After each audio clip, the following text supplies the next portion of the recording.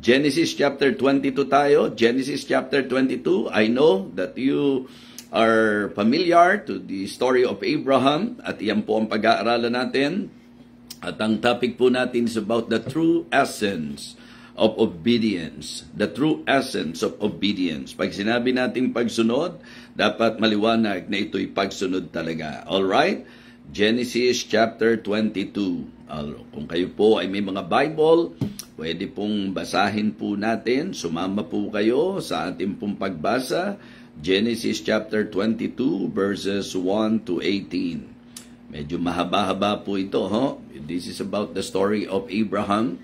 Nung utusan po siya ng Diyos na i-offer si Isaac. Another message na nais ko po ibigay from this passage. And it came to pass after these things that God did tempt Abraham and said unto him, Abraham, and he said, Behold, here I am. And he said, Take now thy son, thine only son Isaac, whom thou lovest, and get thee into the land of Moriah, and offer him there for a burnt offering upon one of the mountains which I will tell thee of. And Abraham rose up early in the morning, and saddled his ass, and took two of his young men with him, and Isaac his son, and clave the wood for the burnt offering, and rose up and went unto the place of which God had told him. Then on the third day Abraham lifted up his eyes, and saw the place afar off. And Abraham said unto his young men, Abide ye here with the ass, and I and the lad will go yonder, and worship, and come again to you. And Abraham took the wood of the burnt offering, and laid it upon Isaac his son, and he took the fire in his hand, and a knife, and they went both of them together. And Isaac spake unto Abraham his father, and said, My father. And he said, Here am I, my son. And he said, Behold the fire and the wood, but where is the lamb for a burnt offering? And Abraham said, My son, God will provide himself a lamb for a burnt offering. So they went both of them together. And then came to the place which God had told him of, and Abraham built an altar there, and laid the wood in order, and bound Isaac his son, and laid him on the altar upon the wood. And Abraham stretched forth his hand, and took the knife to slay his son. And the angel of the Lord called unto him out of heaven, and said, Abraham, Abraham. And he said, Here am I. And he said, Lay not thine hand upon the lad, neither do thou anything unto him. For now I know that thou fearest God, seeing thou hast not withheld thy son, thy only son, from me. And Abraham lifted up his eyes and looked, and behold, behind, a ram caught in a thicket by his horns. And Abraham went and took the ram, and offered him up for a burnt offering in the stead of his son. And Abraham called the name of the place Jehovah-Jireh, as it is said, To this day, in the mount of the Lord it shall be seen. And the angel of the Lord called unto Abraham out of heaven the second time, and said, By myself I have sworn, said the Lord, for because thou hast done this thing, and hast not withheld thy son, thine only son, that in blessing I will bless thee, and in multiplying I will multiply thy seed as the stars of the heaven, and as the sand which is upon the seashore, and thy seed shall possess the gate of his enemies. And in thy seed shall all the nations of the earth be blessed, because thou hast obeyed my voice. That is the key. Because thou hast obeyed my voice. What is the true essence of obedience? Yan po ang tatalakayin natin ngayon. Let us go to the Lord in prayer. Dakilang Diyos, aming Panginoon, kami po'y muling nagpapasalamat sa pagkatunay na napakabuti mo sa amin. Salamat po sa mga masasaya at matagumpay na worship services kahapon. Thank you even for blessing all the celebrants. Lord, this morning as we come to you, sa amin pong magiging pagsasalo-salo, we need wisdom from you. Ang karunungan po na manggagaling sa iyo ay kailangan po namin, Panginoon. Kaya ikaw po nawa ang siyang magbigay pansin sa amin pong magiging pagtalakay. Pagpalain mo po ang bawat isa sa pamagitan ng mensahe. Katagpuin mo po kami sa aming espiritual na pangangailangan. And thank you for this ministry, Heavenly Father. Thank you for entrusting me this ministry, O God. We praise you, Lord. We honor you, Lord. We thank you, Lord. Ito po ang aming panalangin sa pangalan po ng aming Panginoong Jesus. Amen. Amen. Okay, so alam ko po na very familiar po sa inyo ang story ng paghahandog po ni Abraham sa kanyang anak. And it is good na maintindihan po natin na ito po ay testing. Ito po ay pagsubok ng Panginoon kay Abraham. Now, siguro po maganda rin na atin pong laging maunawaan na tayo po'y sinusubok ng Diyos upang tayo po mahayag sa atin ang ating mga sarili. Because sometimes it is very easy for us to claim that we love the Lord. At may mga pagkakataon po na sinasabi natin na tayo po mahalaga sa atin ng Diyos, ang salita ng Diyos. Pero may mga pagkakataong susubukin ka ng Diyos upang ihayag sa iyo ang iyong sarili. So, hindi po kailangang subukin ng tao ang Diyos para makilala niya tayo. Because Him being an all-knowing God, kilala niya po tayo. Yung ating pong buong pagkatao, kilala po niya tayo. So, there's no need for God na susubukin niya tayo para makilala niya tayo. No. It is actually more of doon sa paghahayag ng Diyos ng ating pong sarili. And at the same time, it is good na sa Biblia, makakita tayo ng mga natutong sumunod sa Panginoon. Now, dito po sa mensahe natin, I want to encourage everyone to always obey the Lord in your life sapagkat yan po ang susi upang tayo po ay pagpalain. Mula po sa ating pong nabasa, mula sa kwento po na ating nabasa, nakita natin na sila'y o siya ay pinagpala ng Panginoon sapagkat natuto siyang sumunod sa Diyos. Now, alam niyo po, napakagandang maintindihan po natin na ang usapang pagsunod ay dapat may tamang kaunawaan. Okay? It is good to make sure that when we say we are obeying God, make sure talagang yung tunay na diwa at ang kahulugan ng pagsunod, yun po talaga. So napakaganda po na ngayong umaga, ang bawat isa po sa atin ay mapaalalahanan because sometimes we are asking, we are even asking God na parang hindi tayo nabebless sa buhay natin. Mga kapatid, the reason why it is good for you to learn dito po sa lesson na ito because if you will study the Word of God, ang obedience po ang susi upang tayo po ay pagpalain ng ating Panginoon. Amen? For the Lord to bless your life, you need to obey Him. That is His design. Diyos po ang nag-design na sa pagsunod may pagpapala. At dito po sa storya ni Abraham, nakita natin that the Lord blessed him. At ang sabi po, sapagkat pinakinggan mo, sinunod mo ang aking tinig. How about you this morning? Are we obeying God? At kapag sinabi nating sinunod natin ang Diyos, talaga bang yun ba ang tunay na diwa at tamang diwa ng pagsunod? Mga kapatid, if we will obey God, we need to obey God, promptly. Diba? Immediately, right away. So, kailangan po matuto nating sundin ang Diyos nang hindi po masasabing, alam niyo po yon, yung bang dinidelay po natin, lumalagay po tayo doon sa idea na talagang parang pinaghihintay natin ang Panginoon. That is wrong. Okay? In obedience, maganda po na magsisisunod po tayo. We need to obey God promptly. Okay?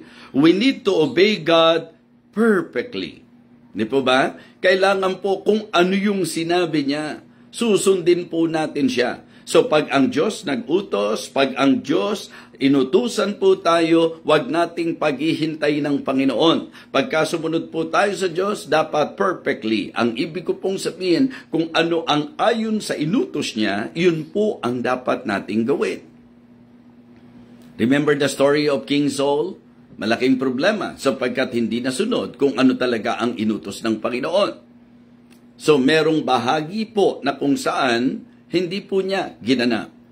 So, ang tunay na diwa ng pagsunod, ito ay dapat hindi po may pagkaantala, okay? We need to obey promptly, we need to obey perfectly, and we need to obey patiently. Diba? Patiently. Ibig sabihin po, basta sumunod ka, wala kang doubt na gagawin talaga ng Diyos kung ano po ang talagang sinabi po niya sa atin.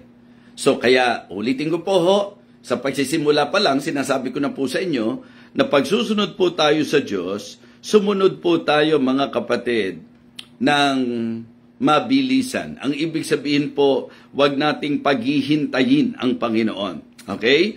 Pag sumunod po tayo sa Panginoon, kailangan accordingly, perfectly, kung ano talaga yung sinabi niya. Alright. So, dito po sa ating pong magiging pag-aaral, bibigyang pansin ko po sa inyo yung pong ilang mga bagay patungkol sa usapan ng pagsunod. Okay? Kukunin natin yung storya po ni Abraham. And the first point that I would like to share, okay, bago po tayo magsimula, ano po yung sinabi ko po? Bago ko ibigay sa inyo yung pinakapuntos natin, paalala sa pagsunod, we need to obey God promptly. Okay? Don't delay. We need to obey God perfectly. Ibig sabihin, kung ano yung kanyang sinabi. And then, patiently. Okay? Pagka po tayo isusunod, okay, we need to obey God patiently. Huwag maiinip, mga kapatid. Huwag maiinip. Alright? So, dito po sa ating pag-aaral, again, makikita natin that obedience is the key to unlock God's greatest blessing. Kumbaga, marami pong miracle ang mawi-witness po ninyo sa pagsunod sa Panginoon. At isa na nga po dito ang ating po naging example. Marami pong tao gusto nila ng favor ng Panginoon, pero tinatanggihan, sinusuway ang utos ng ating Panginoon Diyos. And it is good to learn that in this story, ipinapakita po that true faith is proven not by words we speak. Ibig sabihin, yung pong talagang totoong pananampalataya, hindi po ito pinatutunayan doon sa salita lang na sinasabi natin. But by works of obedience, we perform. Yung pong mismong paggawa po natin. Okay? So kaya ngayon po, mga kapatid, mga minamahal, bibigyan po natin ng pansin ang ilang bagay. Okay? Hati-hatiin po natin yung talata. Number 1, the call to obedience. Yung pong masasabi po natin ang panawagan para sa pagsunod. Siguro po, magandang makita natin sa talata yung sinabi po, and it came to pass that God did tempt Abraham and said unto him. Yung po yung nasa unang verse, mga kapatid. Sinubok ng Panginoon si Abraham. Okay? Sinubok po siya, mga kapatid. Yan po ang maliwanag na sinabi sa verse number 1. So, ang Diyos po ay mayroong pagsubok kay Abraham at ito po ay sa pamagitan ng kanyang pag-uutos. And then, siyempre po, ang bawat utos ng Diyos ay panawagan para sa ating pagsunod. It is good to make sure that every time that God is commanding us to do things, it is good and it is always right na sumunod po tayo sa Panginoon. Hindi nyo po makikita na si Abraham nakipagtalo sa Diyos. Kasi alam nyo po, meron pong naturalesa ang tao.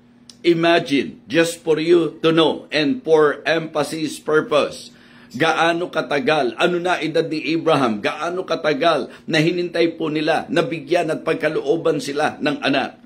In fact, dumating na nga doon sila sa punto na hopeless po sila, pero ang Diyos, mga kapatid, sa kanyang kabutihan, pinagkalooban po sila ng Isaac, and here we can see na tinukso o sabihin po nating sinubok. Okay, sinubok.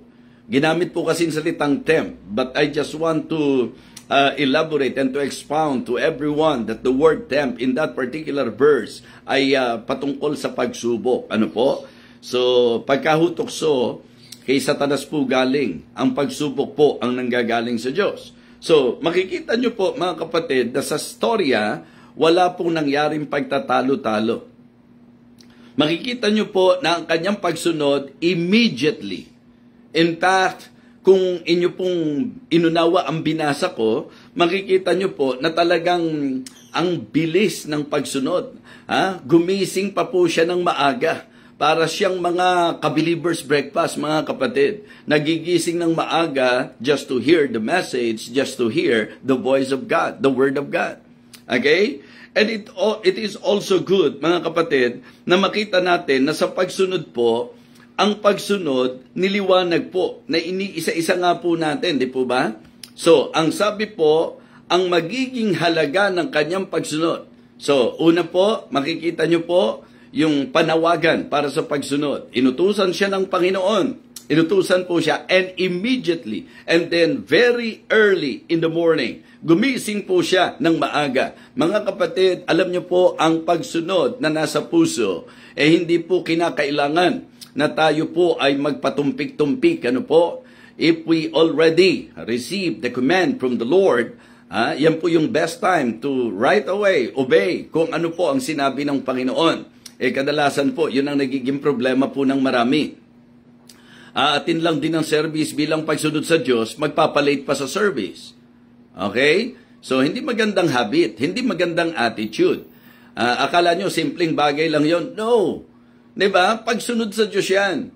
Paano pa kung sa worship, padadala pa yung anak nyo para ihain sa Panginoon? Di lalo na po sigurong bumigat ang katawan po natin. Ito po maliwanag, inutusan po siya, tinawag po siya ng Panginoon, inutusan siya ng Panginoon na i-offer si Isaac, ang kanyang kaisa-isang anak. Mga kapatid, mga minamahal, ang gusto ko po ipaunawa sa bawat isa po sa atin na dapat makita nyo po na kapag ang Diyos ang nag-uutos, ang tama, right away, obey. Diba? Sunod po tayo. So makikita rin po natin mga kapatid na hindi biro ang masasabi po nating pagsunod. Sapagkat ang halaga ng kanyang magiging pagsunod ay ang kanyang kaisa-isang anak. Okay? The cost of obedience. Ang sabi po ng verse number 2, take now thy son, thine only son Isaac, whom thou lovest. Diba? Pansinin niyo po mga kapatid, sa pagsubok po ng Panginoon, may mga pagkakataong yung mahalaga sa atin, doon niya tayo susubukin. In fact, kahapon, by the way, shout out po sa mga taga People's Baptist Church International, sa panguna po ni Bishop Andaya. So, kahapon po ng umaga, nagbigay po ako ng challenge po sa kanila about giving. And then, ipinakita ko po na sa usapan ng giving, hindi kung ano-anong debate ang pakikinggan natin, kundi kung ano po ang sinabi sa salita ng Panginoon. Okay? At alam niyo po, ang isang problema ng marami, usapang ikapo, di po ba? So, para sa kanila, mabigat sundin hanggang sa naglalagay po ng mga pangsariling pangatwiran. Mga kapatid, mga minamahal, sabi ko nga po, kung naniniwala tayo na ang 100% sa Diyos galing, nasa karapatan ng Diyos kung kanyang kukunin. Just try to analyze, mga kapatid. Okay. Mula sa kalagayang walang Isaac, walang anak, binigyan ng Panginoon si Abraham at si Sarah ng anak. Okay? Ngayon, ito po ang pagsubok. Binigyan sila ng anak, pero hinihingi ng Diyos ang anak para i-offer sa Kanya. Marami po sa atin, 100% na ibinigay ng Panginoon, ang pina-o-offer lang, yung 10th part, yung tithes, pero ang dami pa nating argumento at issue. Hindi naman utos sa atin yan para sa Israelites yan lagi ko nga po sinasabi, sa mga nakakaintindi po ng Bible, wala pa po yung panahon po ni Moises. Diba? So, yun po pala, panahon daw po yan ng Israelites. Panahon daw po yan ni Moses. Sabi ko nga, wala pa sa panahon ni Moses, nagtatites na po yung mga godly. Di po ba? So, kaya, don't think na ang usapan ng tithing ay pang-Israelites lang. Hindi po. Kung ito po'y practice ng godly, yun po ang magandang gayahin po natin. Pero wag tayong lumayo. Ang ganda po ng gusto kong i-point out sa inyo. And I believe maganda na tuwing nakakarinig tayo ng mensahe, kahit sa pamilyar na storya na po sa atin, makuha po natin yung point. Imagine, mula sa walang Isaac, ibinigay ng Panginoon.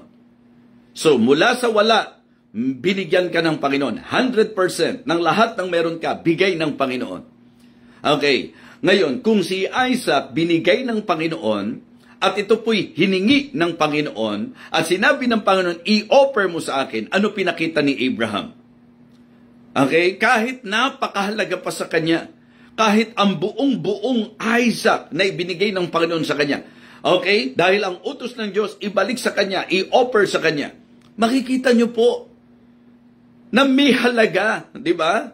Meron pong cost ang magiging pagsunod po ni Abraham. At ito po ay inialay niya, ini-offer niya. Nandun yung kanyang obedience, mga kapatid, in spite of the fact na ang hinihingi po si Isaac. Ibinigay si Isaac, heto ang Panginoon ngayon, ang sabi, i-offer mo sa akin. Tayo po, sa 100% na meron tayo, hindi 100% ang pinabibigay at pina-offer ng Panginoon. Tithes and offering lang, nagkakatisuran pa po, mga kapatid. Diba? Isipin nyo po kung gaano tayo kalayo kay Abraham, mga kapatid. Sabi ko, siguro kahit lahat ng pera nyo, ipa-offer ng Diyos, i-offer nyo kung papipiliin, i-offer mo yung anak mo o yung pera mo. Diba? Kung sa pera pa lang po, mahirapan na tayong mag-usap para sa offering. Paano pa kung anak ang ipa-offer sa atin? Hindi naman siguro magandang kaisipan na sa isang magulang, very easy na i-give up niya ang kanyang anak. That is very hard to do. But because God is the one asking Abraham to offer Isaac, makikita nyo po yung kanyang obedience. And you know, may mga pagkakataon po na gusto ng Diyos makita at maramdaman niya ang halaga ng ating pagsunod. Importante po, mga kapatid, na tayo po ay maging masunurin sa Diyos. Di ba sabi ko nga sa inyo, pagkasusunod tayo dapat perfectly. Hindi lang po talaga immediately or promptly. Dapat perfectly. Kung ano yung hinihingi ng Diyos, yun ang i-offer mo, yun ang ibigay mo. Kaya mga kapatid, mga minamahal, nasa conviction po yan. Nasa pagkilos po yan ng banal na spirito. Kung tayo po ay nakikinig at inuunawa po natin ang ating pinakikinggan, kung tayo po kaya ang subukin ng Diyos na ang ipapa-offer ng Panginoon sa atin, yung anak natin. Baliktad na baliktad po sa marami po, kaya hindi nakaka-attend sa church dahil po sa anak. Hindi po ba? So mga kapatid, it is good to somehow, di ba, understand that sometimes God will test us para lang po makita niya kung hanggang saan ka handang sumunod sa Kanya. I-offer mo si Isaac, ang iyong kaisa-isang anak, ang iyong mahal na anak. Ako naniniwala po, kapag ka ikaw ay magulang, kahit siguro ang tigas ng ulo ng anak mo, hindi ganun kadali. Hindi nangangahulugan na matigas ang ulo ng anak mo, i-give up mo. Nakakakita tayo ng mga magulang, talagang pabalik-balik sa bilangguan para dalawin ang kanyang naging drug addict na anak, ang kanyang naging kriminal na anak. So kasi pag magulang, napakahalaga talaga ng anak. Kaya ang pagsubok na ito ay hindi birong pagsubok. Kaya naman makikita natin, nakahanga-hanga. Diba? So, ito po ay masasabi nating may halaga kay Abraham. It is good also to consider the challenge. Diba? Dahil ito nga po ay very precious kay Abraham. So, ang hamon ngayon dito, susundin mo pa rin ba ang Diyos? You know, it is very easy to obey kapag ka po ang command, simple lang. Kapag ka po walang malaking halaga. Pero kapag ka ang pag-uusapan po may halaga na, kaya sabi ko, tingnan nyo ang Living Water Baptist Church, every year sa celebration namin, in a month time, nag-a-accomplish po kami ng hindi birong halaga to celebrate the goodness, the faithfulness of God sa church para sa aming anniversary. And you know, sa natatandaan ko po mula nung ako po'y nagpastor sa LWBC Santa Mesa, hindi pa po kami binigo ng Panginoon. Why? Sapagkat ang maraming mananampalataya sa LWBC, talagang makikita nyo po that in spite of the fact na hindi po magaan kung tutuusin ang mga challenges, hindi masasabi nating walang halaga ang gagawin, pero mga kapatid, talagang ikinukonsider naming hamon ito to prove to God kung hanggang saan at gaano namin siya handang sundin. Sabi ko nga, kung ikaw ay susunod lang, na ang motibo mo pagpapala lang, mali po yun.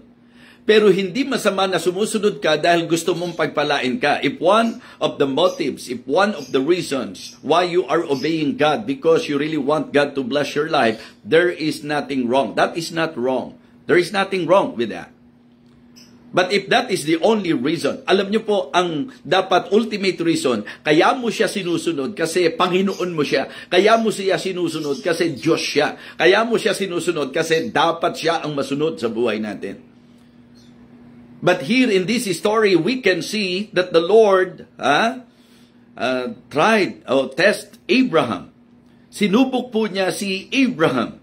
So, nandun yung panawagan para sa pagsunod. Nandun yung halaga ng magiging pagsunod. At nandun yung matinding hamon sa pagsunod. Mga kapatid, it is very challenging. I-offer mo si Isaac. Hindi magaan, hindi madali. Napaka-precious ni Isaac, mga kapatid. Hindi ba ganun po tayo pagka unang anak ni ayaw nating madapuan ng lamok, ayaw nating madapuan ng langaw, at kahit nga ho yung mga mukhang langaw lang, ayaw nating mahipo at mahawakan ng anak natin, di po ba? Hindi langaw yon, mukhang langaw lang, mga minamahal. So, kidding aside, it is really great and wonderful to somehow weigh the obedience of Abraham, that his obedience is costly, mga kapatid, may halaga. Therefore, challenging. Challenging po yon. So, yung iba po, very challenging na sa kanila yung tithing eh. Yung 10%, yung 10% ibibigay ko, parang, alam niyo po, kinahihinayangan pa rin. Sabi ko nga, kung ang hiningi ng Diyos, 90%, may karapatan ba tayo para questionin siya? Sa Kanya galing ang lahat, 100% sa Kanya. Napaka-considerate nga ng Panginoon, napakabait nga ng Panginoon, di po ba? At ang dahilan naman nun, sapagkat meron pong mga masasabi po natin na talagang nangangasiwa sa templo, may mga manggagawa ang Panginoon. Sana po hindi kayo na-estorbo ng ibon, ano po? Mukhang mas malakas pa po sila sa akin.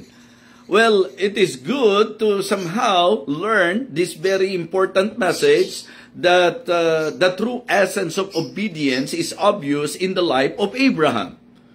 Yung tunay na diwa, kahulugan ng pagsunod. Diba? So nakita natin yung tawag para sa pagsunod. Okay? The call para sa pagsunod. And then, the cause of obedience. And the challenge of obedience, mga kapatid. Yung hamon. So, alam nyo po ba kung bakit kahit may halaga at kahit very challenging, ang isang Kristiyano, susunod yan kapag ang tiwala niya sa Diyos ay lubos. Diba? Ang tao ay susunod sa Diyos kapag ang tiwala niya ay lubos. So, dito makikita natin the confidence of obedience. Why do you think Abraham, in spite of the fact that there is a cause and it is very challenging, that the command of God is very costly and challenging, why do you think it seems very easy para kay Abraham to obey the command of God?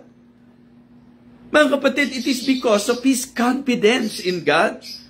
Alam nyo, yun ang malaking problema natin. May mga pagkakataon po na kaya hindi tayo makasunod, para bang ang tinitingnan natin, unreasonable ang Diyos, para bang iniisip natin, hindi naintindihan ng Diyos yung pinagagawa niya sa atin. Mga kapatid, it is good to somehow develop na sa buhay po natin, ang ma-develop yung kumpiyansa natin sa Diyos. Yun ang itanong mo sa sarili mo.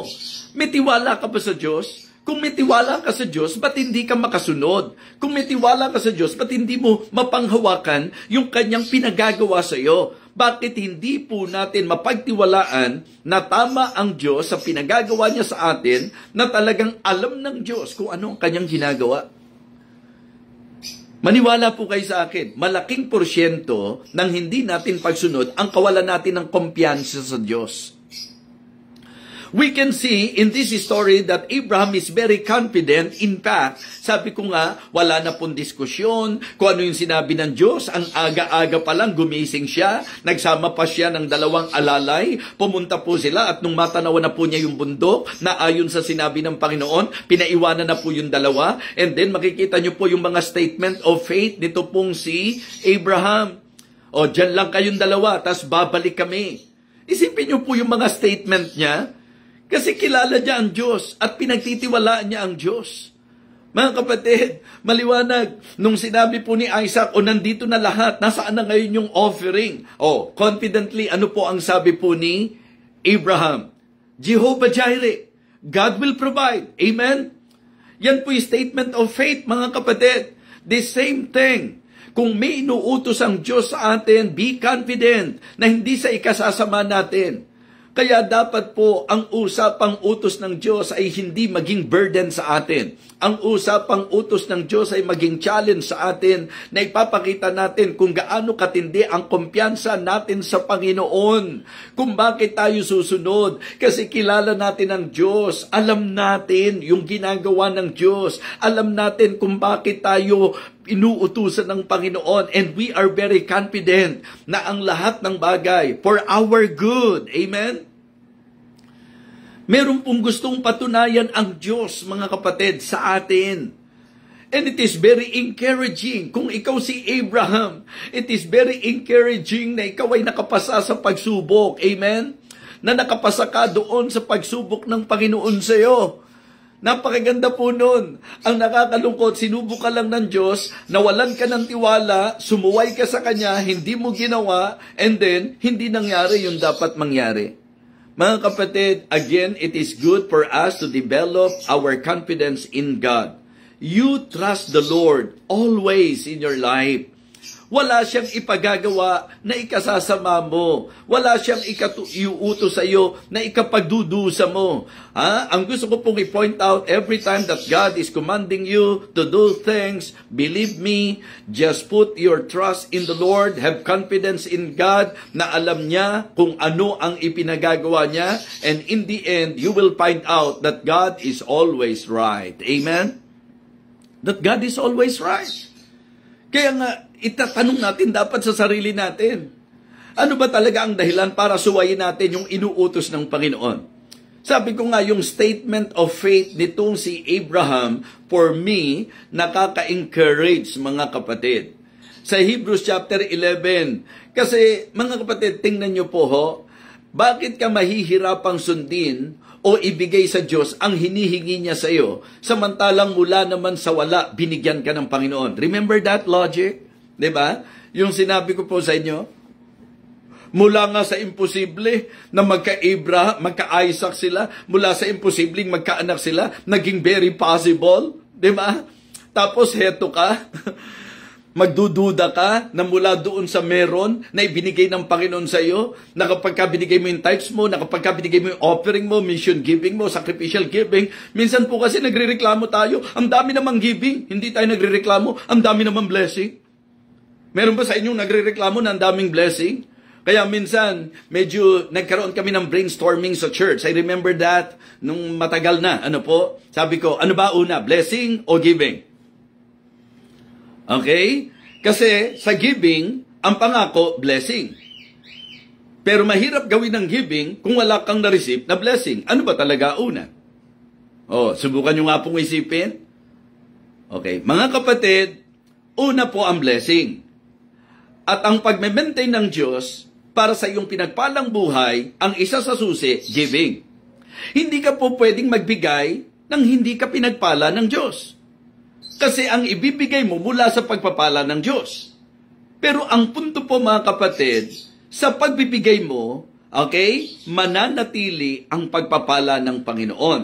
Kasi after na ikaw ay pagpalain ng Diyos, so di naging stewards ka ngayon. Naging steward ka ng blessing ng Panginoon. And then, sa naging disenyo ng Panginoon, pag naging good steward ka, sa pagbibigay, aralin niyo po sa Bible, lahat ng utos ng Diyos, lahat ng turo ng Biblia sa giving, ang resulta blessing.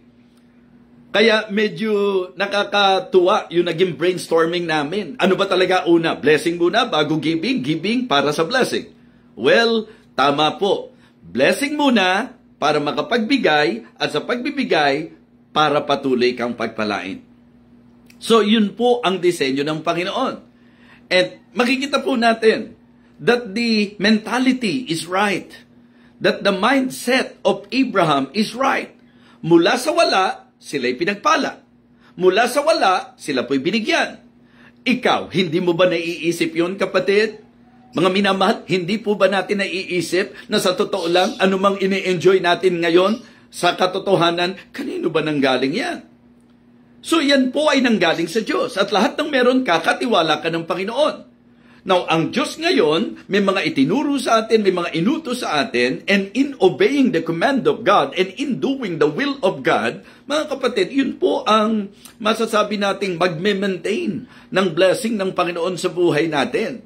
Kaya mga kapatid, mga Kristiyano, sinasabi ko po, alam na alam niyo yung storya ni Abraham, pero kunin natin yung weight, kung gaano ka-loaded po ang usapang obedience in the life of Abraham. Because ang testing ng Panginoon sa kanila hindi magaan. Ang naging pagsubok ng Panginoon sa kanila, si Abraham ang pinag-uusapan natin dito. Pero kung ikaw si Sarah, hindi ka ba kukontra sa asawa mo? Hindi ba magre-react ka sa pinagagawa ng Diyos sa asawa mo? Pero wala tayong nakitang pagtatalo. Kaya mga misis, kapag ka si Mister sumusunod sa kung ano yung pinagagawa ng Diyos, huwag kang kontra.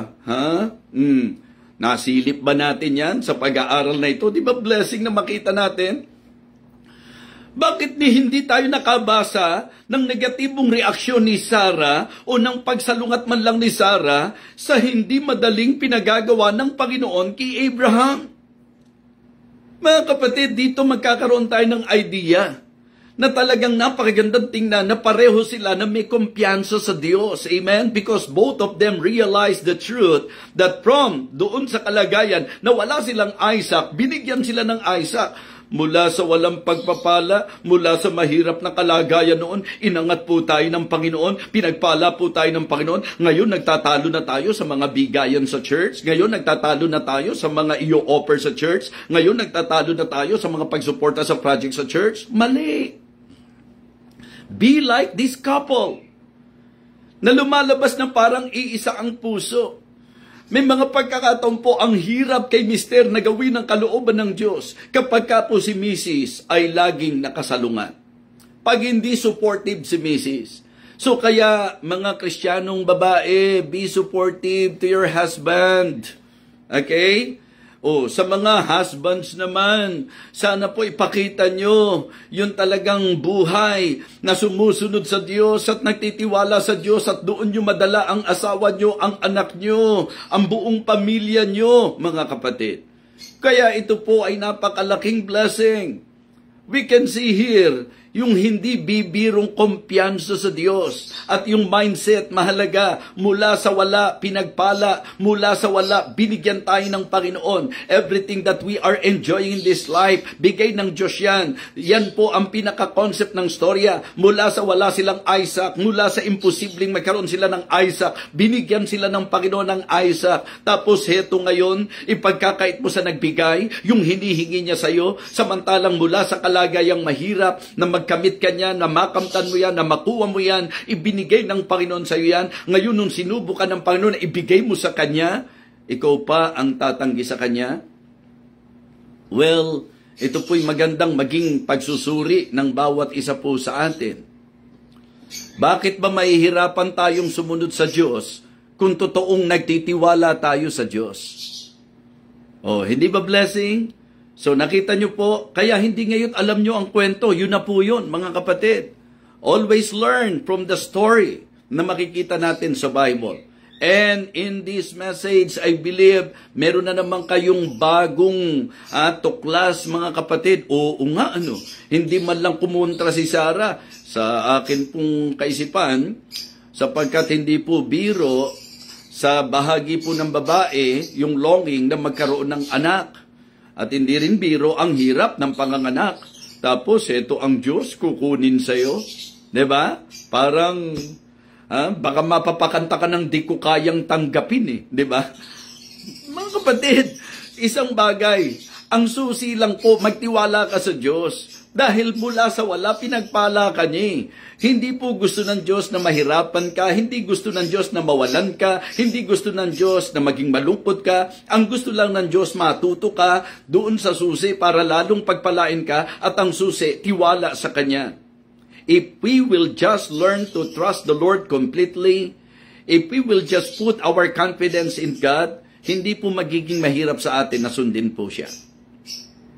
So nakita po natin the call for obedience.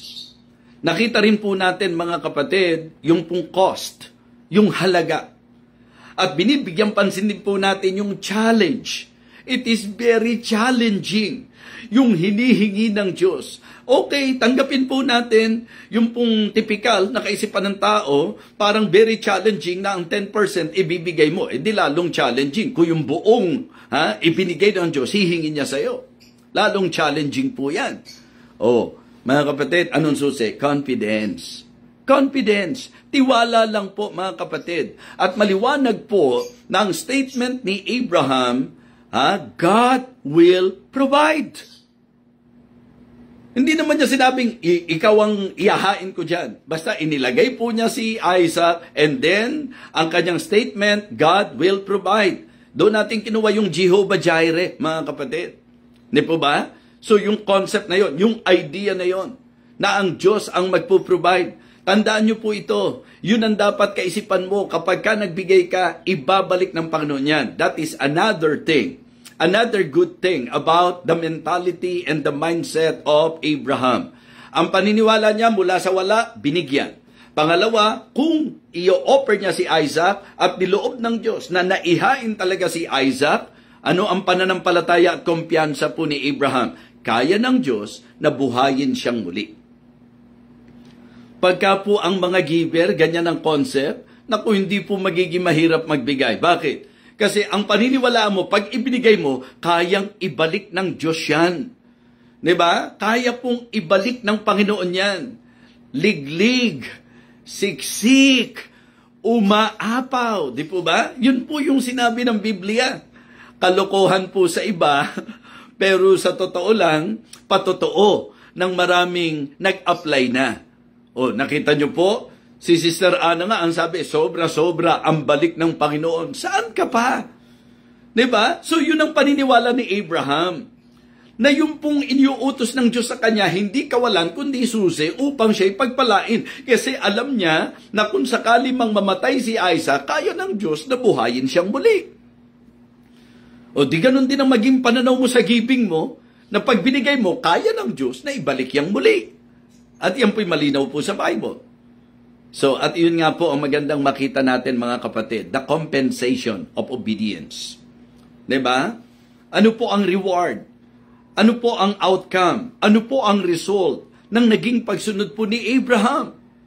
Mga kapatid, blessing! Amen? Blessing. And in fact, ang dami pong nadamay sa blessing. Mga kapatid, mga minamahal, pag nag-aral kayo ng Biblia, sa pagsuway mo, minadadamay. Sa pagsunod mo, minadadamay din. Naalala niyo po si Jonah nung sumuway? Hindi ba pati mga mariners at yung mga kasama niya doon sa bangka o sa doon po sa ship, mga kapatid, pati po sila. So ganun din po, kapag tayo po ay hindi po susunod, nakakadamay tayo. Now, on the positive side naman, pagka naman tayo sumusunod, nakakadamay din po tayo. Like in my case, mga kapatid, I can say, wala na akong masasabi pa, sa klase ng Diyos meron po tayo. You know what? Ako po ay pinagpala ng Panginoon nung ako po'y sumunod sa Kanya. Iniisip ko po ang buhay ko, kundi ko natutunang sundin ang Diyos. Naku, wala pong kakwenta-kwenta, walang kabuluhan. Pero ngayon, it is really fulfilling. Di ba? Na maramdaman mo na ang walang kwentang buhay mo nung sumunod ka sa Diyos. Hindi lang niya pinagpala, kundi naging channel para pagpalain din po ang iba. Amen? So naging reason for God to bless even your family. Even those people around you. So napakaganda po na makita natin na sa pagsunod natin ang laki-laking blessing.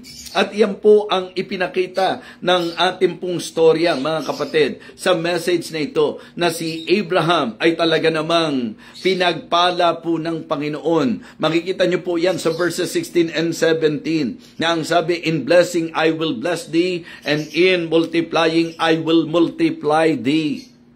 So that is actually the consolation, the compensation, the rewards, the outcome.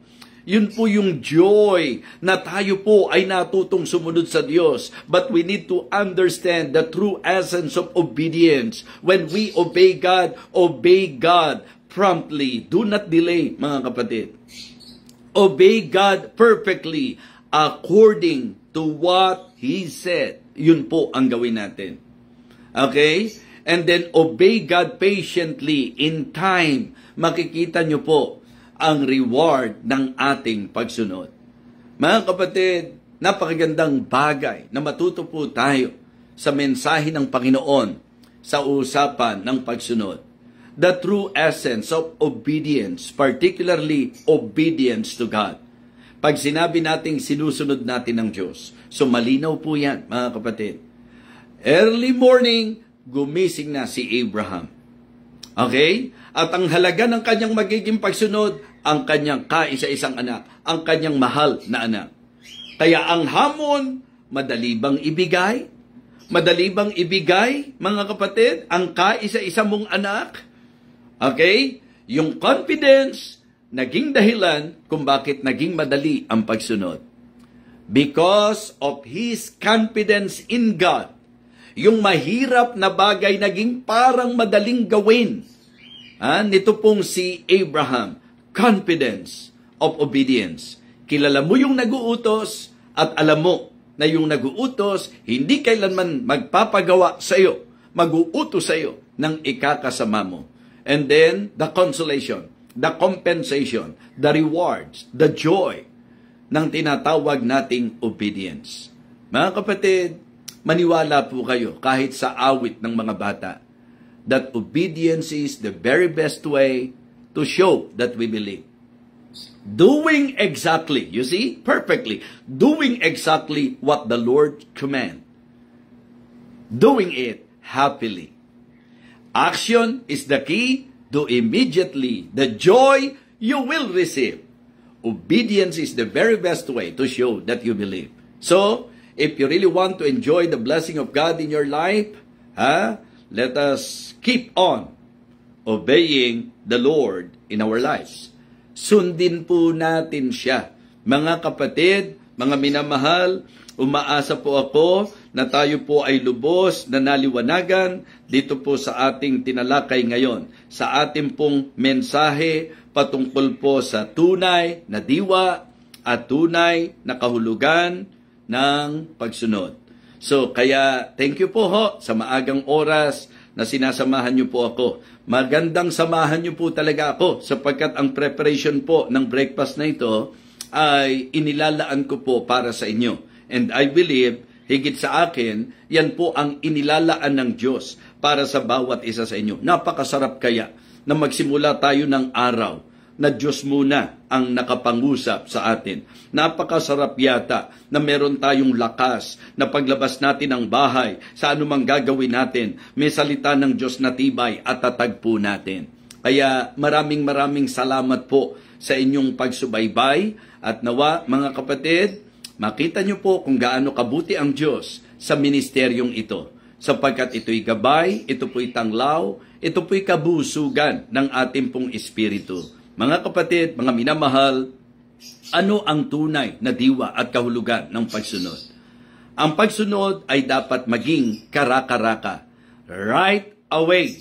Kapag ang Diyos ay nag-utos, sunod lang po tayo. Obey God promptly, obey God perfectly, obey God patiently. And then, nakita natin sa story ni Abraham, ang linaw po ng panawagan para sa pagsunod, ang hamon para sa pagsunod, at ang halaga ng pagsunod, ang hamon sa pagsunod, ang pagtitiwala sa pagsunod, at ang gantimpala sa pagsunod. Mga kapatid, mga minamahal, thank you so much po.